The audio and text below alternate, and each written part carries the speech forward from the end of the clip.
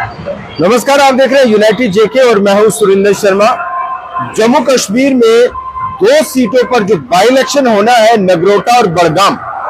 उसको लेकर इस वक्त सियासत जो है वो जोरों पर है और जो राजनीतिक दल है वो एक दूसरे को पटकनी देने के लिए इस वक्त स्ट्रेटेजी बनाने में, रणनीति बनाने में जुट गए हैं।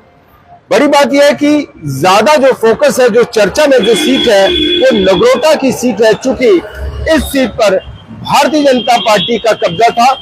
और अब नेशनल कॉन्फ्रेंस इसकी पूरी तैयारी कर रही है कि भारतीय जनता पार्टी से ये सीट वापस अपने खाते में लाई जाए। चूंकि नगरोटा पर नेशनल कॉन्फ्रेंस का बड़ा एक दबदबा रहा है। जब देवेंद्र सिंह राणा जो है वो पहली बार नगरोटा से विधायक चुने गए थे नेशनल कॉन्फ्रेंस के कोटे से, उसके बाद वो भारतीय जनता पार्टी में गए और उसके बाद ये सीट जो है वो भारतीय जनता पार्टी के खाते में है। और बीजेपी ने इस वक्त एक जो बड़ा दाव खेला वो ये कि नगरोटा से देवेंद्र सिंह राणा जी की सुपुत्री देवयानी राणा इस वक्त जो है वो चुनाव प्रचार जोरों पर कर रही है।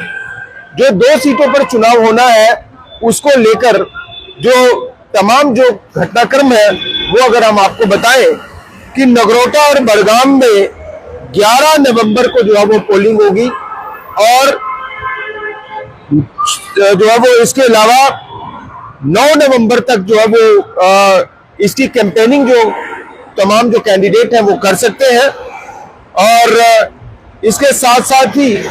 तमाम आप देख रहे हैं कि तमाम जो कैंडिडेट्स हैं वो अपने अपने चुनाव प्रचार में इस वक्त जुटे हुए हैं। और ये आपको बताएं कि नगरोटा और बड़गाम दोनों सीटों पर करीब 27 उम्मीदवार जो है वो चुनाव मैदान में है, यानी 27 उम्मीदवार अपनी किस्मत आजमा रहे हैं। और ये भी आपको बताएं कि जितने भी कैंडिडेट्स ने नगरोटा और बड़गाम दोनों सीटों पर अपना जो नॉमिनेशन है, नामांकन है वो भरा, किसी एक कैंडिडेट ने भी अपना जो नामांकन है वो वापस नहीं लिया।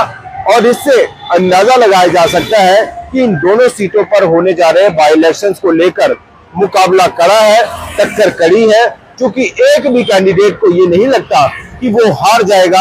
और वो चुनाव मैदान में डटा हुआ है, चुनाव मैदान में अपनी जो कैंपेन है वो कर रहा है। और बीते शुक्रवार तक जो है वो नॉमिनेशन विड्रॉ करने का जो समय था, तो किसी एक कैंडिडेट ने भी अपना जो नॉमिनेशन है वो वापस नहीं लिया और तमाम जो कैंडिडेट्स हैं वो अपने अपने चुनाव प्रचार में जुटे हुए हैं।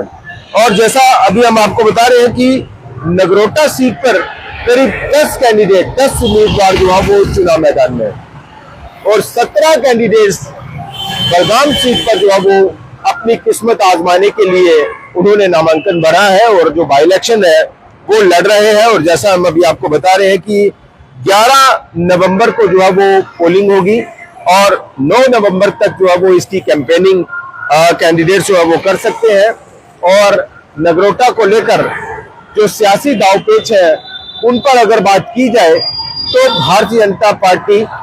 और नेशनल कॉन्फ्रेंस के बीच में सीधा मुकाबला जो है वो देखा जा रहा है। क्योंकि जैसा हमने शुरुआत में कहा कि नगरोटा सीट पर नेशनल कॉन्फ्रेंस का एक बड़ा दबदबा रहा है और नगरोटा सीट पे नेशनल कॉन्फ्रेंस का एक अपना आधार, एक अपना वोट बैंक, एक अपना कैडर जो है वो रहा है। और अब भारतीय जनता पार्टी को भी लगता है कि भारतीय जनता पार्टी इस सीट को अपने खाते से नहीं जाने दे सकती। चूंकि पिछला जो चुनाव था उसमें देवेंद्र सिंह राणा ने बड़ी जबरदस्त जीत जो है वो हासिल की और एक बड़ा मार्जिन, जम्मू कश्मीर में सबसे ज्यादा एक बड़ा मार्जिन विनिंग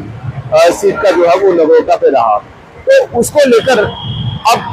तमाम जो अगर समीकरण हम देखें तो हर्षदेव सिंह यहाँ से जो है वो कैंपेन कर रहे हैं, उन्होंने भी अपना नामांकन भरा है। इसके अलावा देवयानी राणा वो चुनाव मैदान में है। नेशनल कॉन्फ्रेंस की जो डीडीसी रही है शमीम बेगम वो यहाँ से चुनाव मैदान में है। अनिल शर्मा जो कि भारतीय जनता पार्टी के साथ काफी समय से जो है वो जुड़े रहे हैं और भारतीय जनता पार्टी के लिए जो है वो नेता के तौर पर काम करते रहे हैं, लेकिन उन्हें इस बार वहां से टिकट ना मिलने पर उन्होंने नाराजगी दिखाई और वो इंडिपेंडेंट कैंडिडेट के तौर पर जो है वो यहाँ से चुनाव प्रचार में जुटे हुए हैं। इसके अलावा नंद किशोर, जुगल किशोर शर्मा के भाई, उन्हें भी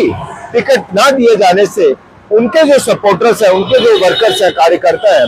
वो भी अपनी नाराजगी लेकर चल रहे हैं तो ये कई सारे फैक्टर्स, हालांकि ये शुरुआत में माना जा रहा था कि जो नगरोटा सीट है वो शायद देवयानी राणा के लिए वन साइडेड सीट हो सकती है, तो देवयानी राणा के लिए किसी तरह से भी वहां से जीतना जो है वो मुश्किल नहीं है। अभी भी ये कहा जा सकता है कि देवयानी राणा जो है वो फ्रंट रनर कैंडिडेट है, विनिंग कैंडिडेट है, लेकिन अब मुकाबला थोड़ा कड़ा हो गया है, मुकाबला थोड़ा टक्कर का हो गया है, क्योंकि हर्षदेव सिंह जो है वो कहीं ना कहीं शुरू से ये माना जा रहा था कि हर्षदेव सिंह जो है वो एक मुस्लिम वोट को भी अपने साथ जो है वो ले सकते हैं, लेकिन नेशनल कॉन्फ्रेंस ने वहां से अपना उम्मीदवार दे दिया, शमीम बेगम। अब मुस्लिम वोट जो है वो डिवाइड हो सकता है और हर्षदेव सिंह को थोड़ा सा इसका नुकसान जो है वो उठाना पड़ सकता है। इसके अलावा जो अनिल शर्मा है वो भी पार्टी के खिलाफ जो है वो मैदान में है, तो बीजेपी को थोड़ा बहुत वहां से जो नुकसान है वो भी हो सकता है। इसके अलावा नंद किशोर जो युगल किशोर शर्मा के भाई हैं और जो उनके सपोर्टर्स और वर्कर्स हैं वो इस बात को लेकर खासे नाराज है कि उन्हें टिकट क्यों नहीं दिया गया। तो अंदर खाने अगर नंद किशोर कहीं थोड़ा टकराव रखते हैं, अगर तो वो पार्टी के साथ पूरी तरह से समर्पित होकर चलते हैं तो फिर बीजेपी को कोई बड़ा नुकसान वहां से नहीं हो सकता, लेकिन अंदर खाने अगर वो वर्कर्स को थोड़ा इशारा कर देते हैं कि भाई जैसे आपको चलना है चलिए, क्योंकि नंद किशोर ये भी जानते हैं कि अगर देवयानी राणा नगरोटा सीट से जीत जाती है तो अगले 2-3 टर्म के लिए नंद किशोर का जो रास्ता है वो साफ हो जाएगा। तो इसलिए कहीं ना कहीं भीतरघात जो है वो इसका खतरा बीजेपी के लिए बना हुआ है। नंद किशोर फैक्टर जो है वो बीजेपी के लिए भीतरघात कर सकते हैं।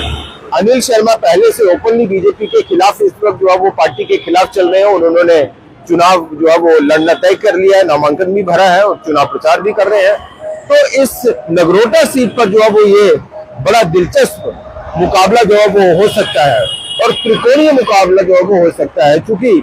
या तो अगर नंद किशोर और अनिल शर्मा अंदरूनी तौर पर जो है वो वोट तोड़ते हैं या फिर हर्षदेव सिंह को वो भीतरघात करने के लिए बीजेपी को सपोर्ट करते हैं, तो फिर नेशनल कॉन्फ्रेंस, हर्षदेव सिंह और देवयानी राणा, इन तीन के बीच में जो है वो मुकाबला हो सकता है। और अगर ये जो दो फैक्टर हैं अनिल शर्मा और नंद किशोर, अगर ये बीजेपी के साथ समर्थित हो जाते हैं, यानी बीजेपी को इतना नुकसान नहीं पहुंचाते, तो फिर सीधा मुकाबला नंद किशोर और माफ कीजिए देवयानी राणा और नेशनल कॉन्फ्रेंस के बीच में है। तो वहां पे फिर थोड़ा सा बीजेपी के लिए राहत वाली खबर है। अब देखना होगा कि 11 नवंबर को जो है वो इस सीट पर चुनाव होने हैं और चुनावी नतीजे क्या रहते हैं वो देखना बड़ा दिलचस्प होगा। फिलहाल इतना ही, देखते रहिए यूनाइटेड जेके। नमस्कार।